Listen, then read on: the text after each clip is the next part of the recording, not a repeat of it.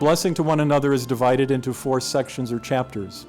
The first chapter, from 1920 to 1938, deals with the childhood of Karol Wojtyła and Wadowice, Poland.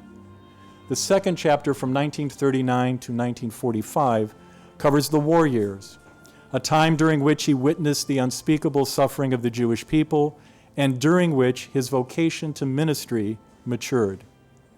The third chapter, 1946 to 1978, describes Karol Wojtyła's ministry in Krakow, beginning with his ordination to the priesthood in November of 1946 and culminating with his election as Pope in October 1978.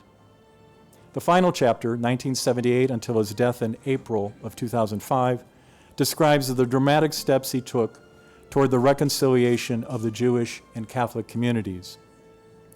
The multi-sensory exhibit uses photographs, videos, sounds, and artifacts to enable visitors to feel as if they are actually walking with Karol Wojtyła on his journey from Wadowice to Krakow and ultimately to Rome and the wider world. One of the messages of the whole exhibit is that what John Paul did as Pope was not some revelation he had after he became Pope. It was the lessons he learned as a child.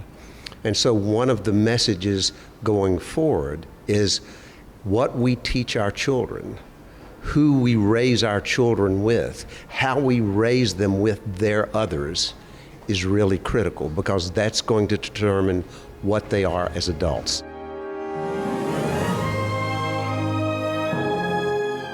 In the exhibit, we have a replica of the Western Wall, and the famous image of John Paul putting his prayer in the Western Wall is one that everybody knows.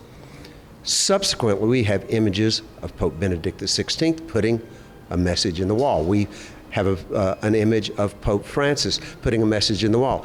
Every pope will now have to do this because it's now the standard. So he set a standard and a bar for everybody that's going to come after him.